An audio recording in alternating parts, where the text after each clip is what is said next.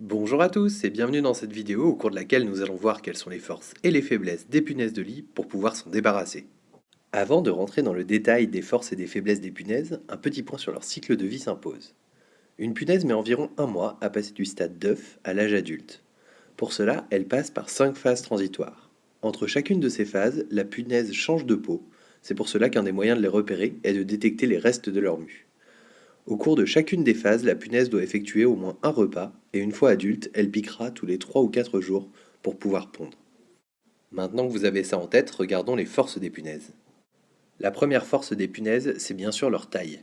Elles mesurent entre 1 et 5 mm selon leur stade de développement, ce qui les rend extrêmement difficiles à repérer.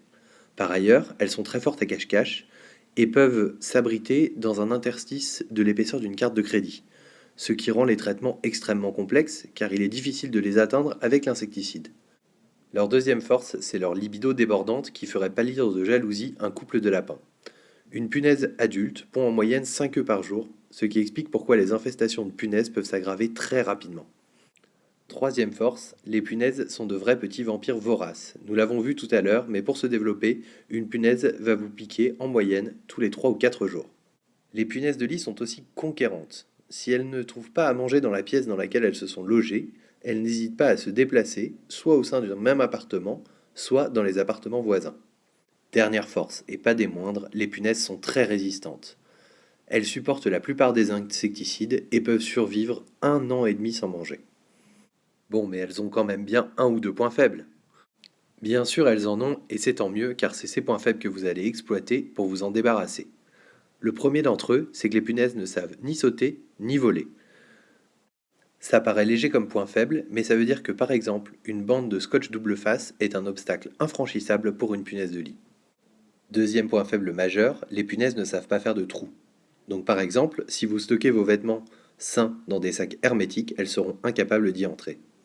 Troisième point faible, nous l'avons vu tout à l'heure, les punaises de lit muent à chaque stade de leur développement. C'est ce qui les rend particulièrement sensibles à la terre de diatomée, qui empêche cette mue et les condamne donc à mourir faute de pouvoir grandir. Autre point faible, les punaises de lit supportent très mal les températures extrêmes, qu'elles soient chaudes ou froides. C'est pour cela que vous allez laver votre linge à plus de 60 degrés, puisqu'à cette température, les punaises ne survivent que quelques secondes. Par ailleurs, vous pouvez aussi mettre certains de vos vêtements au congélateur pendant 10 jours, car c'est le délai qu'il va leur falloir pour mourir en dessous de moins 10 degrés.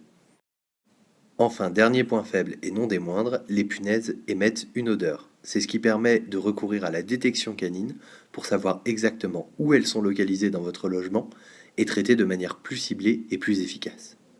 Voilà, c'est tout pour aujourd'hui. J'espère que cette vidéo vous a aidé. Si c'est le cas, n'hésitez pas à liker, commenter et à vous abonner à notre chaîne YouTube. Si vous voulez en savoir plus, rendez-vous sur dogtector-6leblog.com. Très bonne journée!